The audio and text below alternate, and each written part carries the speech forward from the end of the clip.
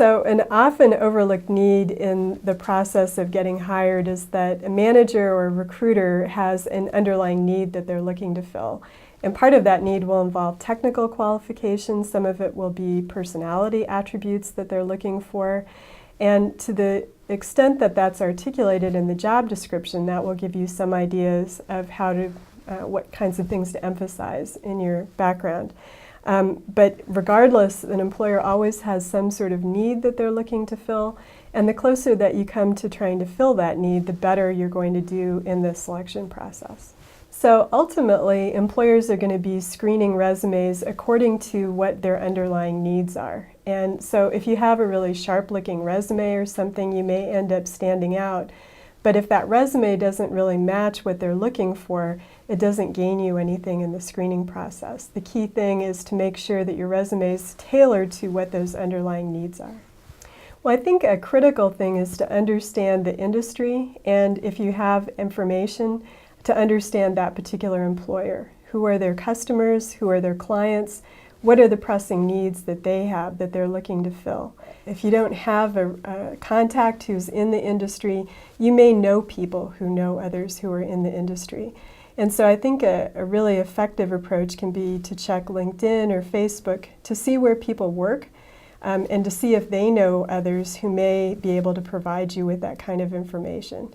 And I think especially at the initial stages, trying to get some understanding of what that employer's pressing needs are or what the critical issues in the industry are can be especially helpful in figuring out how to frame your resume so that it's most attractive to that employer. So another possibility is to, if you're on Twitter, to look for feeds from particular people in the industry to see what some of their pressing issues are. I think that's a great low-cost way to find out information about what it is that is really an employer's pain point and how you can contribute to that employer's need.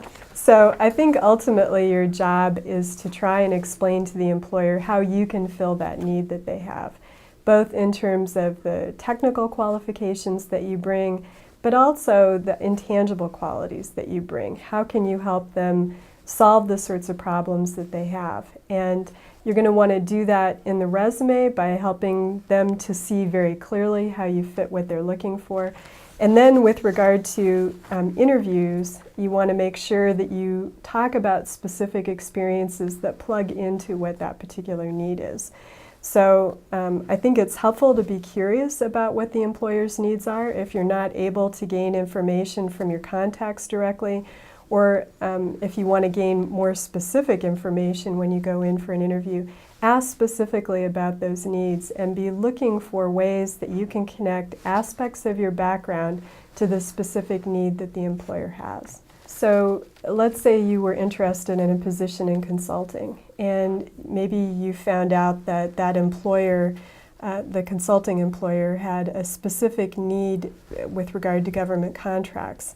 How can you make sure that you're able to leverage the most given the sequester situation?